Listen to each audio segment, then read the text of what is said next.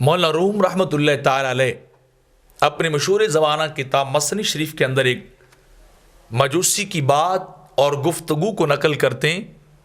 کہ اس آتش پرست سے کسی نے کہا کہ تجھے مسلمان ہو جانا چاہیے،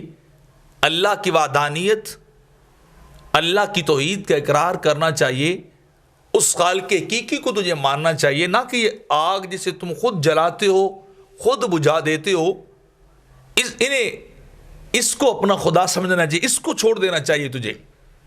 آگ کو اپنا معبود نہیں سمجھنا چاہیے۔ تو انسان کی خود محتاج ہے، اور جو محتاج ہو وہ کسی کی احتیاجی کو دور کیسے کرے گا،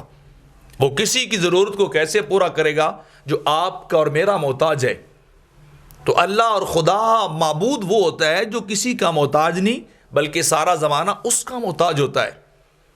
تو جب مسلمان نے اس سے یہ سوال کیا کہ تجھے کلمہ پڑھنا چاہیے،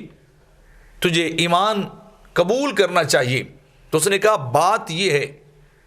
کہ اگر مسلمانی اور ایمان اس چیز کا نام ہے جو بایزید بسطامی کا طریق ہے،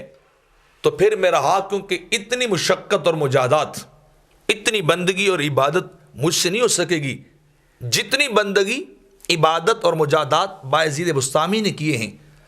جو زندگی، جو طریقہ انہوں نے اختیار کیا ہے وہ میرے بس کی بات نہیں ہے۔ اور اگر ایمان اور اسلام تیرے عمل اور تیری زندگی کا نام ہے تو تجھ جیسوں سے میرے جیسا مجوسی 1000 گنا اچھا ہے کہ جو تو نے مسلمان ہو کر جو طریقہ اپنایا زندگی کا، کہ بندگی تو نہیں کرتا، اچھائی تو نہیں کرتا، خلق خدا کی خدمت تو نہیں کرتا، بدکاریاں اور غفلت کے اندر تو زندگی گزار رہا ہے، تو اگر تیرے کلمے کا نام اسلام اور تیرے ایمان اور عمل کا نام اسلام اور دین ہے تو میں اس کو ساتھ سلام کرتا ہوں، لیکن وہ طریقہ، وہ ایمان جو بایزید بسطامی کا تھا وہ میرے بس کی بات نہیں ہے۔ مطلب کیا؟ اس نے کہا کہ وہ بڑی بایزید بسطامی بڑی سخت زندگی گزار کے گئے، مجاہدانہ زندگی گزاری کہ اللہ بایزید سے راضی ہو جائے۔